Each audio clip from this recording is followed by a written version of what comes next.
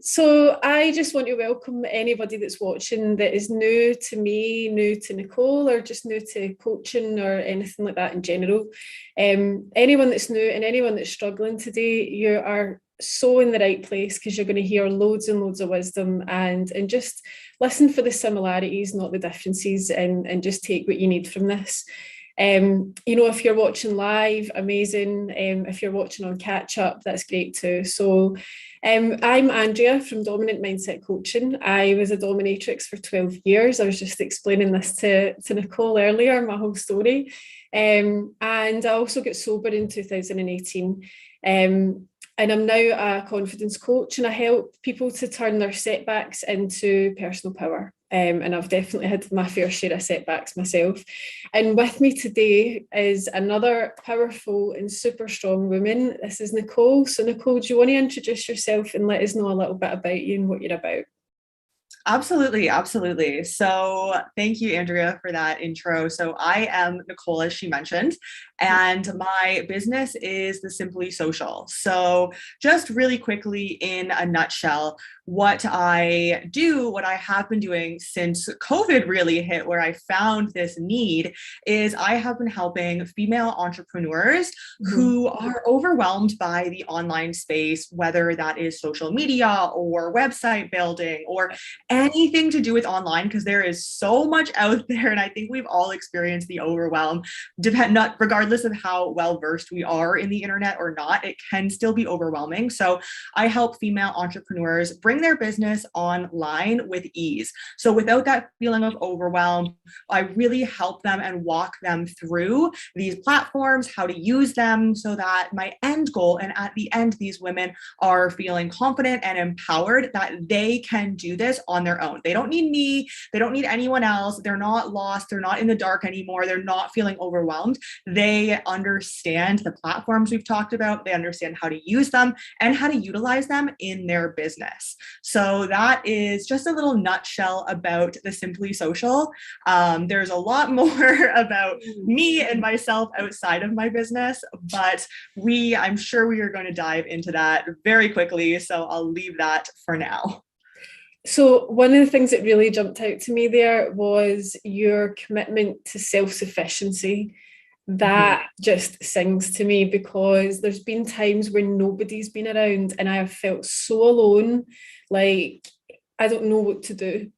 And that is one of the most isolating, terrifying things ever. And I'm the same as you. Like I want people to have the tools so they don't need me anymore.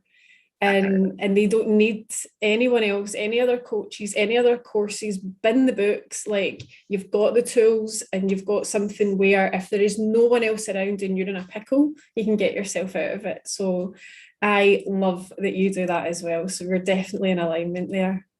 Yes, absolutely. And that is a really big component of what I do because like I said, I want these women to be empowered, be confident. And of course, I'm always there on the sidelines when we're finished working together if they need that resource, because at some point, all of us will have questions. We might need some guidance, but really the tools that we go through, and I give them so many other tools, recordings throughout the process that they can go back and reference where eventually they will, whether it might not be the first or the second time they're doing it on their own, but they will have the knowledge at some point. It'll be repetitive that they will know how to do it on their own. And they don't always have to keep coming back to me or coming back to the recorded videos or anything like that. So I'm really, really big on empowerment in what I do.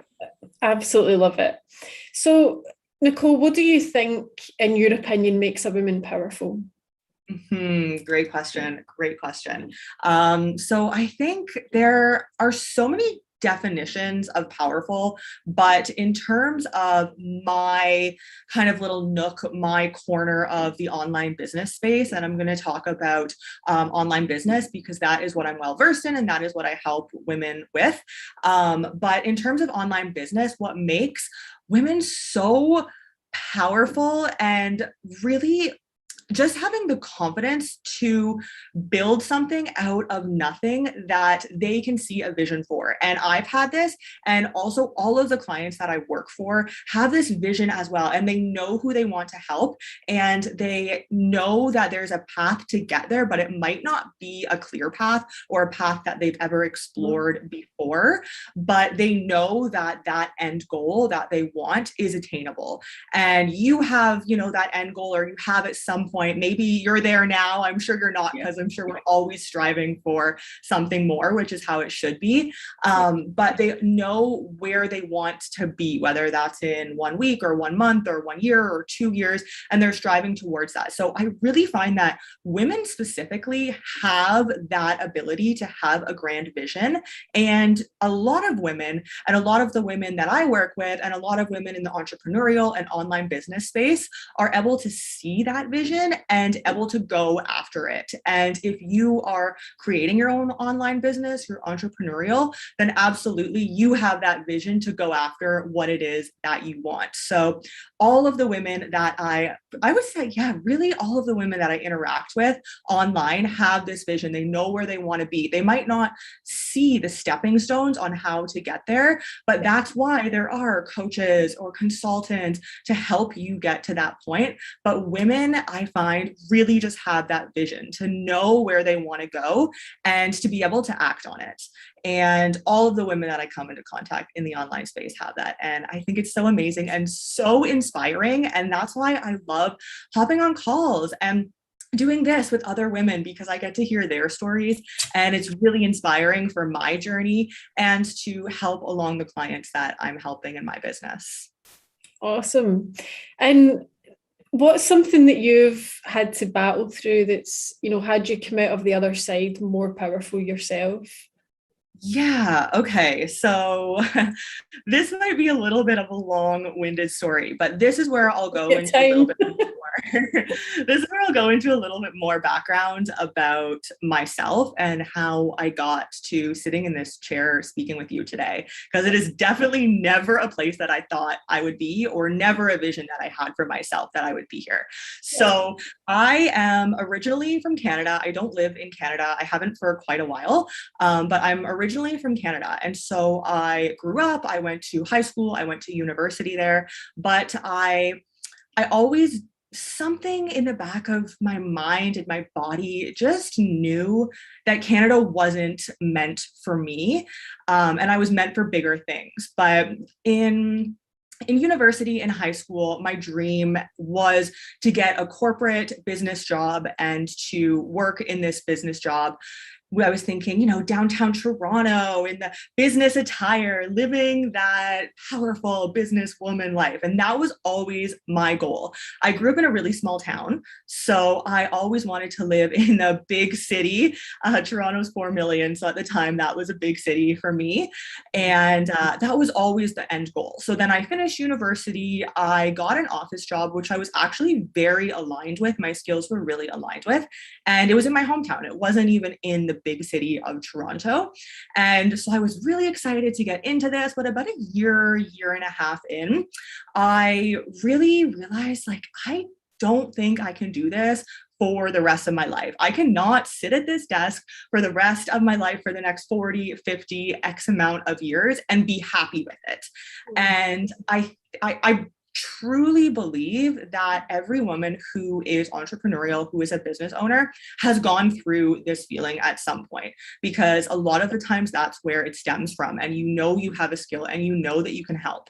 But at this point, I didn't know any of that. I was like, I don't have a skill. I can't do anything, but I just know this is not the life for me. I don't want to be sitting at a desk for the next 40 years. So then I started to explore other options of, okay, well, what can I do? And this is where the nagging feeling of Canada is just too small for me. It's, 4 million where I live now is much more people. I'll get into that in a second. But 4 million just didn't seem like enough, and Canada's population wasn't enough, and there's only so many big cities in Canada, and I was like, this is just not the life that I want to live. So how can I change that? Because I'm really big on you have to change your surroundings. No one else is going to do it for you. So I started to kind of think, okay, what are other alternatives for me? And after looking into many alternatives, I actually settled on living abroad and teaching somewhere. And teaching abroad. And since English is my first language, that was honestly a pretty easy sell. And I think we all kind of know some people who have gone abroad for a year and who have done that. And so that was the route that I chose to take. And I did have some other motives, I won't lie, as well. Saving money and financial independence was a big motive for me, kind of moving somewhere else in geo arbitrage so that I could save money and invest my money a little bit sooner than I could in a country like Canada. So I settled on moving to China, and this was for about 4 years ago. So this was quite a while ago. And I ended up moving to China, and I'm still in China actually just for the next 2 weeks. I'll be leaving and moving somewhere else and living there really shortly. But I ended up living in China. In a small, not a small city. I mean, it's about 10 million people, which for China is big, but not too big. So I ended up living in China, and that was where I really discovered, okay, I ended up just putting myself in another office job. And teaching was never a passion that I had. It was kind of a means to an end for me. So I ended up realizing, maybe after the first year was fun and exploring, but after that, I realized this is just me living the life I would back home in Canada, but in another country. I'm still at a desk. It's still an office job. I'm still not really doing something that I'm really passionate about. And I just felt, okay, I don't know what to do with my life. I haven't found what it is that I want to do, because teaching wasn't it. Being in Canada wasn't it. I just didn't really know, and I was kind of lost.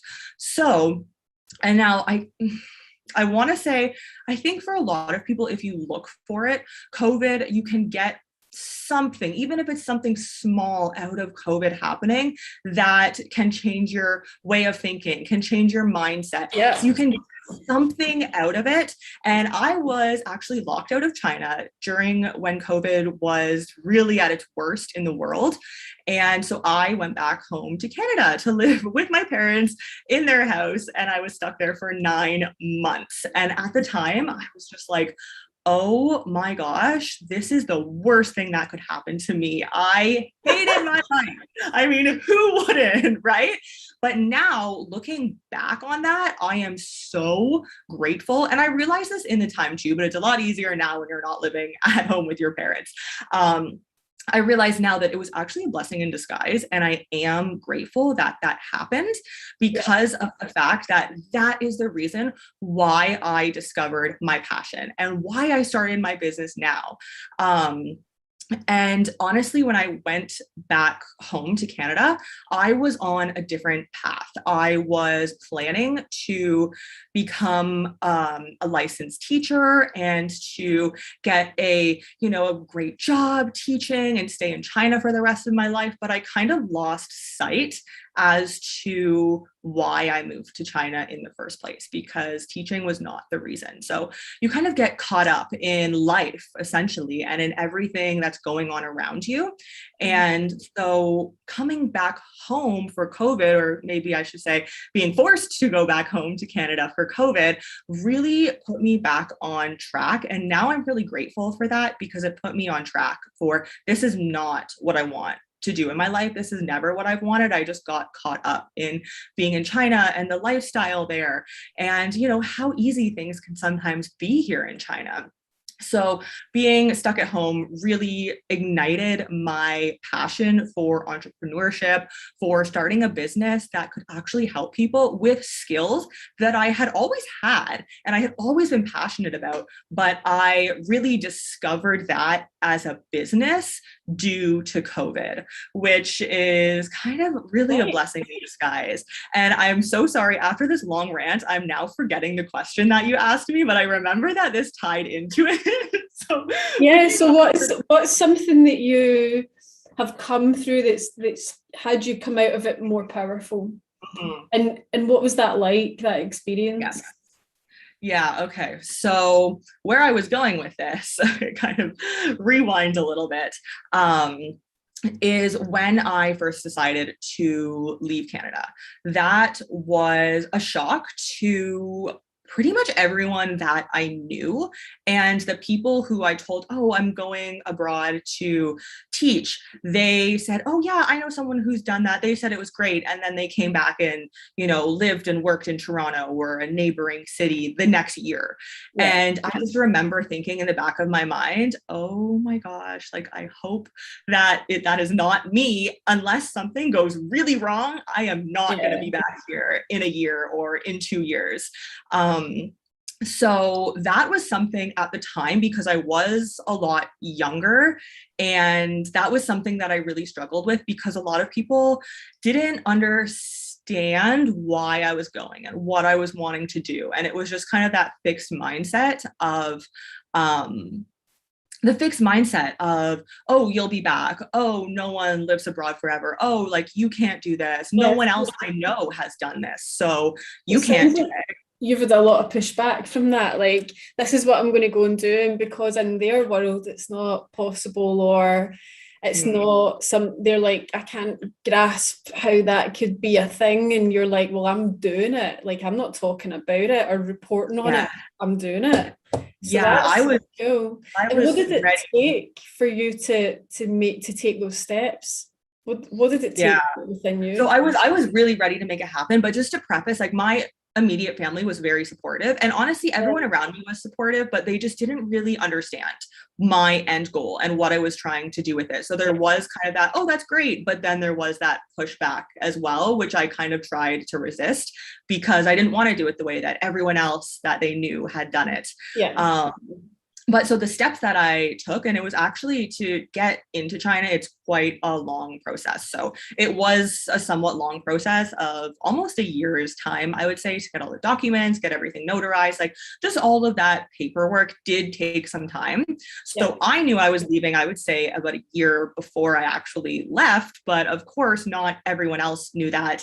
And I remember someone in my life, saying, I was like, oh, I don't know if I should go to China or elsewhere. And they were like, oh, well, don't go to China because a friend of a friend's sister I knew went and got a disease and died. And I'm just like, everyone's always got a story. Oh my gosh, yes. And even I'm moving to Istanbul in 2 weeks.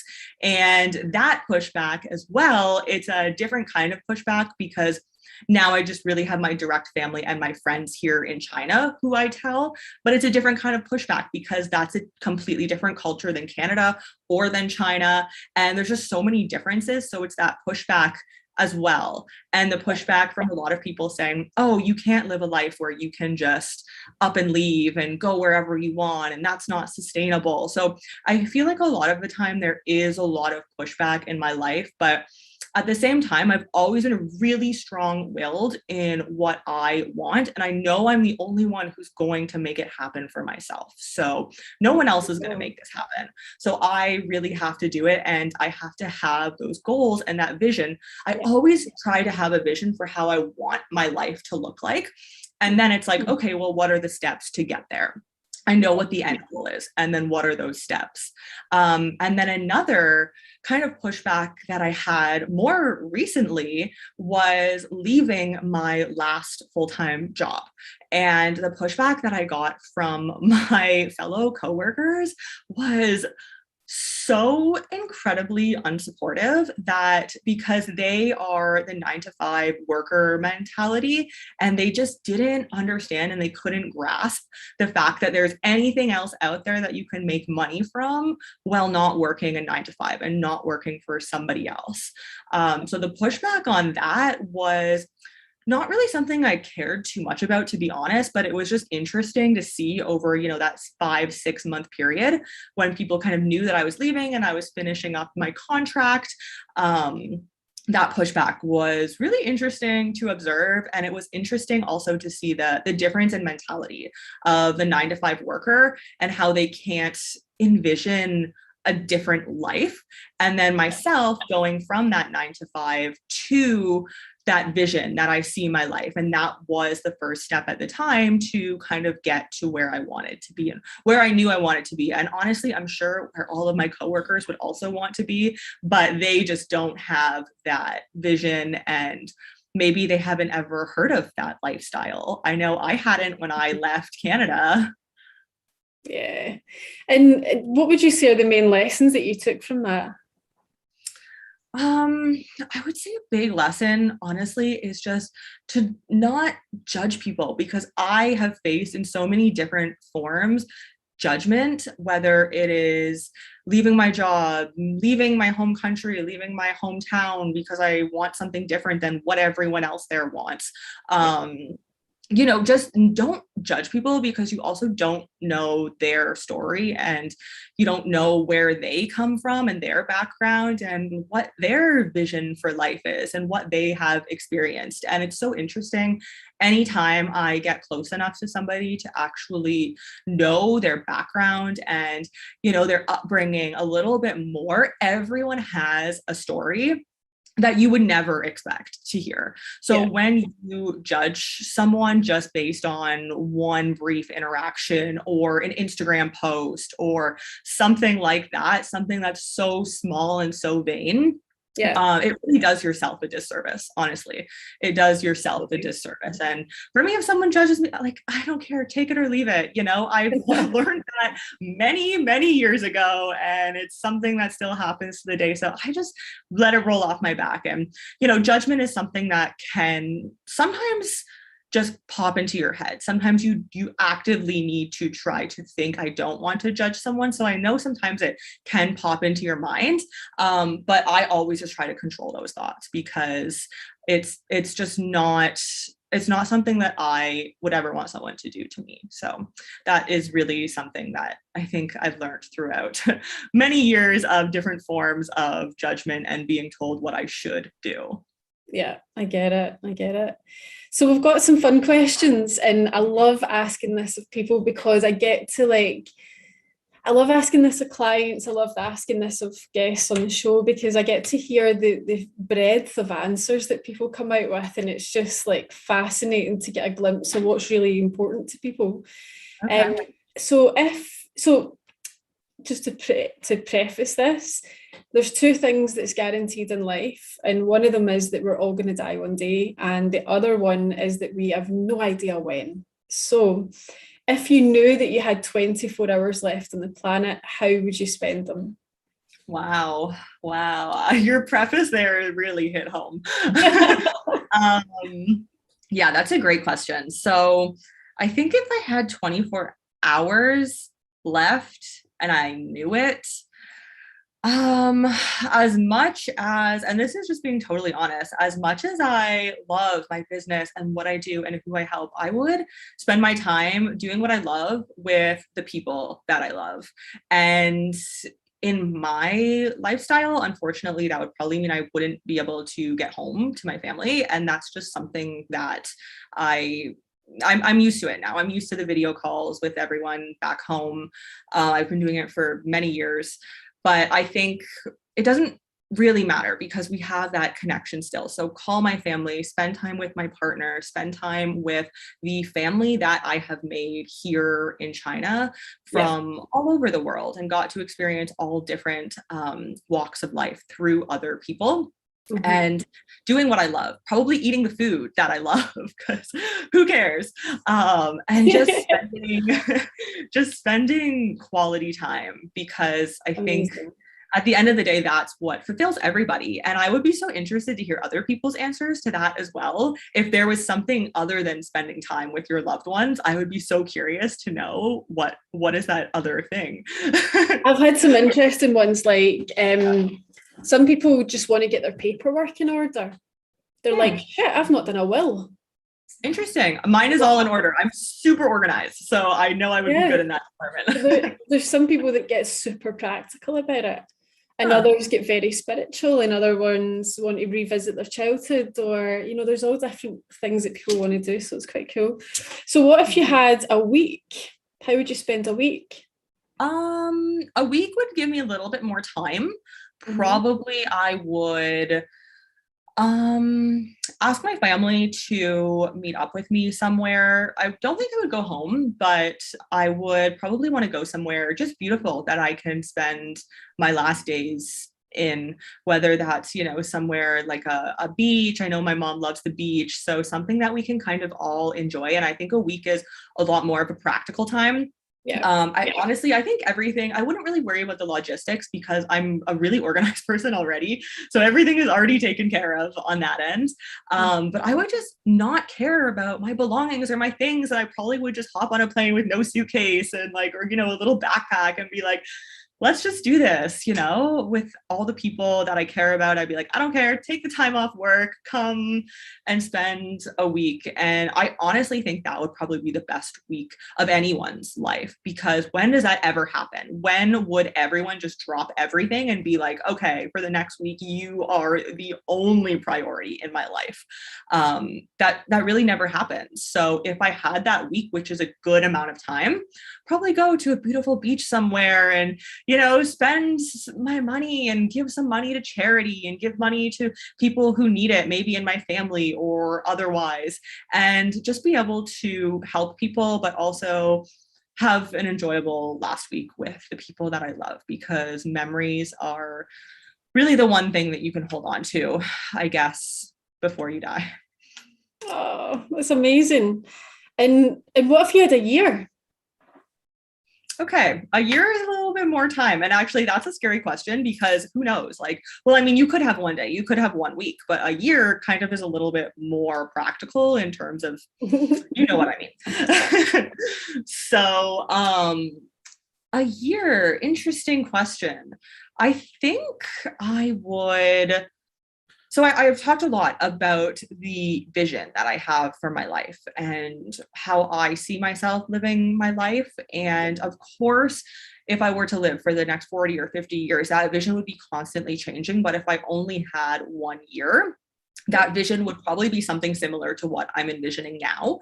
So I would probably spend time with my partner and my family and my close friends and live the lifestyle I want. I would probably still keep working a little bit because it's something I enjoy and I still have the time to do it. And it fulfills me. It really fulfills me. And it gives me that sense of purpose in life. And I feel so grateful to be able to do what I'm doing. So I would continue to do that and continue to build my business and just spend time traveling, being with the ones that I love, and living the lifestyle that I enjoy and not having any negative vibes. Because if I know I'm only going to be here for 1 more year, I don't want any of that negativity in my life. And honestly, I would probably get maybe a little bit more spiritual and try to figure out what's in the beyond. But then I might actually try to hold myself back from that, because that's something that I would discover eventually in a year's time.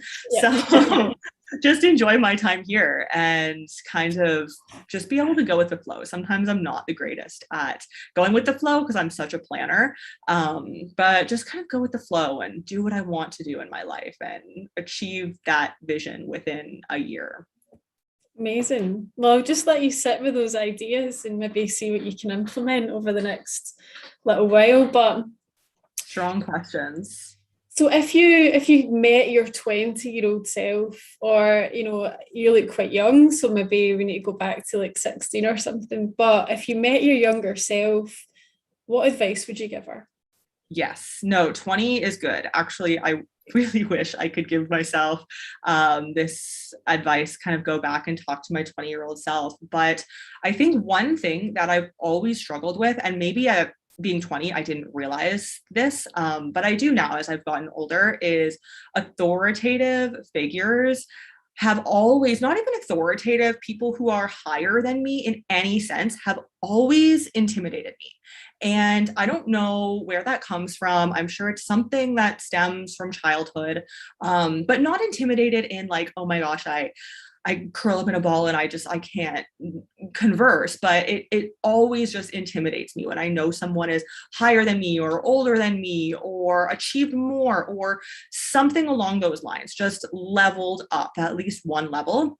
So, but as I've gotten older, I've realized that you think everyone has it figured out, but really no one does. And the people who seem like they do have that amazing, confident exterior. And maybe they do know what they're talking about in their business life or in other aspects of their life, but nobody has it all figured out. Life is life.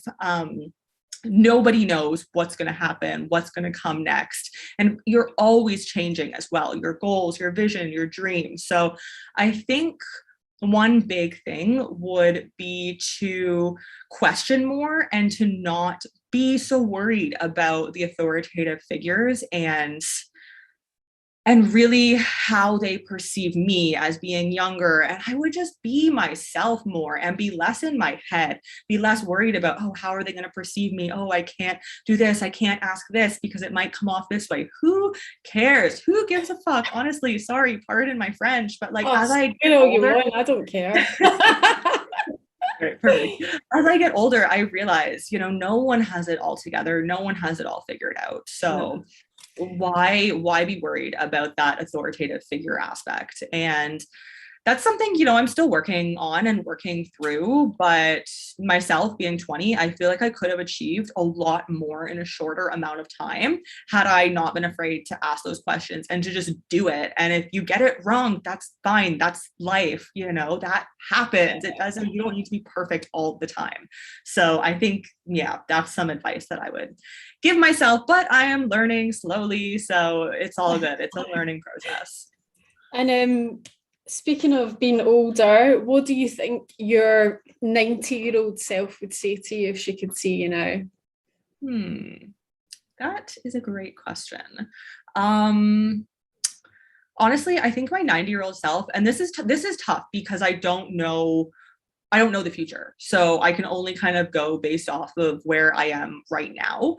But I think my 90-year-old self would be honestly just really proud of the decisions that I've made in my life that have brought me here, because I think a lot of people in my shoes who wanted what I wanted probably are still in Canada working at that desk job and kind of tricking themselves into thinking that they're happy and they need to have the mortgage, the good job, the 2.5 kids. That is something I've always said, nope, don't want. From since I was, I think, 18, I was like, that is not something that I want. I don't want to own a home. I don't want to own a car. I don't know if I want kids. So I think my 90-year-old self would be really proud of the fact that I was able from a young age to see that I didn't want that. And again, I think my having like that corporate role right out of university really helped me realize that. So I'm grateful to that. But I think just having the courage to do that and to know what I want in life, and then also to leave an amazing job that was secure and, medical, and it was all in all just a great job, but I wasn't passionate about it. And so to leave that when I didn't have a backup, is I think something that a lot of people in my space have the courage to do that, but a lot of people outside that space, it's completely foreign to them. So maybe a lot of your listeners will be able to relate to that. But I always try to think a lot of the people who are not in this online business world, a lot of my friends here in China and back home don't think about these things every day or every week. And it's not a common theme that comes up. So I think just having the courage to live the life that I want and be able to sacrifice things for that would be something that my older self would be proud of. And I'm sure there will be other accomplishments in my life as well, but those are yet to come. Yay! And that just translates right across the board though, like what you're saying about just living the life that you want, not the life that's expected or the life within the agreement that seems to be made that you get to a certain age and you do certain things, right? So, and you're like, no, I'm going to carve my own path. And that's what I really get from that. That's what I'm really present to when you're saying that. So amazing. And so what sort of legacy would you love to leave when you leave this earth? What do you want to be remembered for? Honestly, I feel like this is a question that a lot of people think about, but it's something that I don't really think I've ever thought about it, if I'm being completely honest. I think, I guess just however I choose to live my life is how I would want to be remembered. And I've always said, I don't care how many people are at my funeral. I really, that's not something I care about. The numbers are not something that I care about, but it's more so the quality of people who are at my funeral. Or my celebration of life, not funeral. But I think the people who would be there, the people who I have made those deep enough connections with who would be there, I would hope that they would remember me by just being courageous and being bold enough to carve my own path. Because I think, at least right now in my life, a lot of people, like I mentioned, are kind of on a different path than me and are not interested in having their own business or really any of the things that interest me in terms of the business space, online business, entrepreneurship.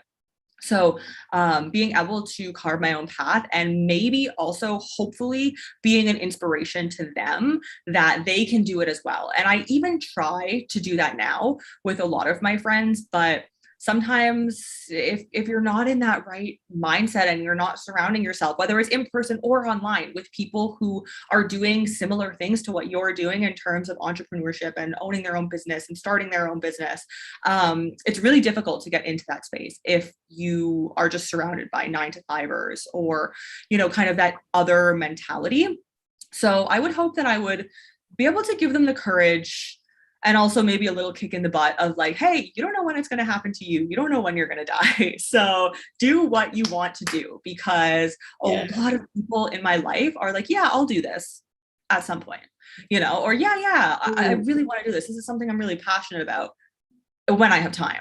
And then that when I have time ends up being in 3 years. And then I can just see it's never going to happen.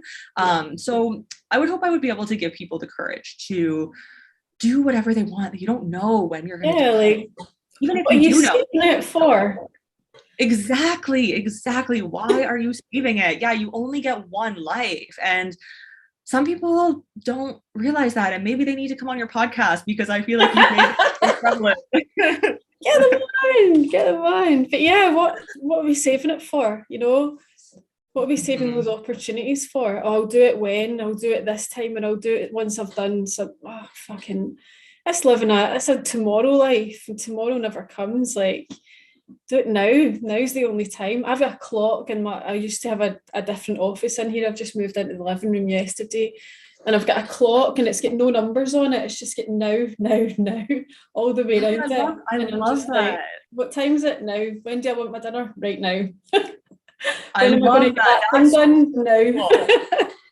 That's a good constant reminder too. I feel like sometimes you need that visual constant reminder, because you're not always thinking, oh, I don't know when I'm going to die. I don't know what's going to happen tomorrow. So to see that visually as a reminder in your home, that's amazing. I like that a lot. Yeah. And none of that checking in with my feelings nonsense. My feelings don't tell me what's real and what's not, and neither do my beliefs, or neither do anyone's beliefs really. I could believe all day that I'm a giraffe, and it doesn't make me a giraffe. So listening to beliefs about myself, or I'd sooner believe that I was for a while I believed I was going to be stupid the rest of my life, because after my ex took his life, I failed an exam and my mind went blank, and I dropped out of university, and I thought, that's it. And it's just a belief, right? It doesn't make it fact. So I'd rather have, or sooner have, believed that I'd be stupid my whole life than I would that I'm a giraffe. And both of them they carry the same weight. It doesn't mean that I'm stupid just because I'm believing it, and it doesn't mean I'm a giraffe just because I'm believing that either. So that just sparked something for me. Yeah. And I feel like we all go through, oh my gosh, like I for sure have gone through times where it's one event happens and it's like, this event defines my life. This is who I am now. And it's God, I know. No. And then you also have, 40, 50, 60 years left to live. Are you going to let this one moment define all these future moments that haven't even happened yet? Exactly. What if I live to 100? Am I going to have to keep believing that until I'm 100? No, thank you. So, yeah. So what would you say is your why? What's your purpose for doing all of this, everything that you're up to? Good question. So I actually like to break it down into kind of two separate areas of why. So I'm in the online business space. So I like to separate it kind of into online and business. And those are two separate areas of why for me. So in terms of the online aspect of it, I love and I intentionally started a business online so that I could live out my vision and be able to visit my family anytime I wanted and be able to see my friends all over the world anytime I wanted. So that online aspect is really a big part of my vision, not even mentioning that it's what I'm passionate about because everything I do is online. I swear I'm glued to my computer all day, but that online is kind of me creating my vision. And that's the why for why I created my online business, for creating that vision, the passion of how I want my life to be. But then we go over to the business side, online business. So the business side and my why for that is that I feel so passionately about the women that I help, these women who are trying to start their own business and they have amazing businesses and amazing visions and amazing ideas for what they are doing, what they're selling, where they want to go in the future, how they want to help other people that they're working with, help the world, but they just don't know how to bring that online. They're not well versed in that online space. So in terms of that business aspect for me, my why is that I feel so fulfilled by helping these women get their businesses online, understand what they're doing, feeling, like I said, confident and empowered that they know how to do it. And honestly, the feeling when you are finished with your client and they have all of the knowledge that you have imparted on them and all of the resources, and they just know what they're doing, and to hear my clients say, this is amazing. I'm no longer lost and I know the next step. I know what's next in my business and where to go from here, when they did not have that clarity when you first started out, is so rewarding. So online business for me, those are two separate whys. One is the lifestyle that I want to make for myself, and another is that business aspect of feeling so passionate about what I do and who I help. So those are my two different whys for different reasons. Love it. So any final advice for any women that are watching? Honestly, I think kind of the premises of this whole podcast interview was, and I love it, is just to live your life out. And you don't know when your life is going to come to an end, but do you also, even if you did know it's not going to be for 60 years, do you really want to spend your life for the next 60 years not doing something that you love and that lights you up and that you're passionate about, and giving back and helping others as well? Because that's such a rewarding feeling. Honestly, it is. So I would say just kind of to think critically about that, because we all are told that, we all know that, we've all heard that before. But when you actually are, like this, for instance, interviewed for an hour about it, well, it really hits home a little bit more. And just I'm a huge action taker, but I know a lot of people are not. So if you are not a super go-getter action taker, that's okay. But do you want to live in a life that you're not 100% happy with just because you have labeled yourself as someone who maybe isn't an action taker or a go-getter? So just to critically think about that, and also to think about, what is your vision in life? What have you always wanted? And dream big, and it can change. But, in the next year, 2 years, short term, somewhat short term, what is it that you want, and reverse engineer that and figure out how you can get there, because you will be so much happier. Trust me. Yes, and I wholeheartedly agree with that, because there was a million reasons for me not to get into coaching, a million, and I told myself, nobody will take you seriously. You've said too much online. You've told everybody you were alcoholic and a dominatrix. Who's going to listen to you? And I had other people around me reinforcing that as well. Are you sure? Are you sure though? How are you going to deal with your past? And I'm like, I'm going to use it as my greatest asset. And I took the action. And that's for me, it's the taking of the action that breaks you through it.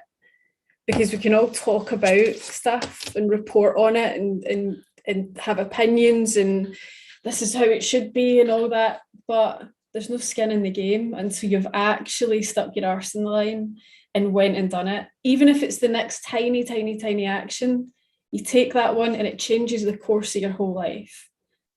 And Absolutely. you've traveled a lot, but if a plane takes off heading from San Francisco heading for New York and it's a degree out, it ends up in Greenland. And there's fuck all in Greenland. So you just take that one tiny action and you can change the course of your whole entire life and not end up in Greenland. Go back to New York. That's where the party's happening. So that's a good analogy. And I like what you said there, which is pretty much talk is cheap. Anyone can talk about it. Like I was talking about some of the people I've met in life. It's easy to talk about, this is what I want to do. This is what, oh my gosh, this would be so great if I could have this business. But okay, well, you're never going to have it if you just sit here and talk about it. So that's why for me, quitting my job and not having a backup plan was something that I needed to really be like, hey, this is it. You're going for it. You're doing like the dream life thing, Yeah. And I know some people maybe don't operate that way. I'm a planner. I always am thinking ahead and planning, but I knew that I just needed that kick in the butt, and it's easy to talk about it, but then also have a full-time income as well. So I was like, no, this is what I want to do. And I'm just going to go all in. Amazing. I love it. That's great. So how can people contact you, Nicole?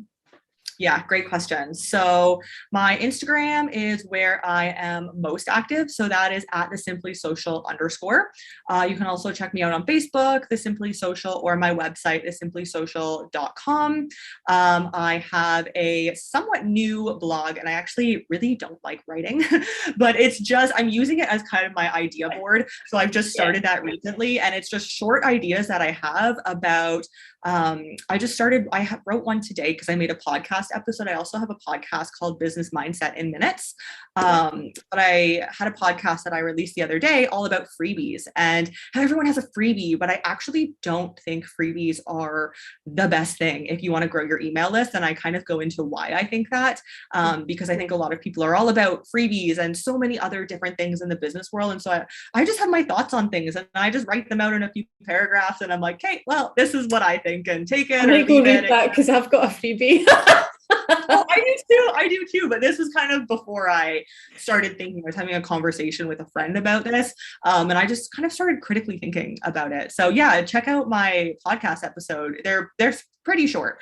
If you want to kind of hear my thoughts and why I think they're not necessarily the best thing, but you can also check out my podcast, Business Mindset in Minutes, or the Simply Social on all of the social platforms. And I would love to chat if you are interested in hearing anything more about me or my business or anything at all. Just reach out to me.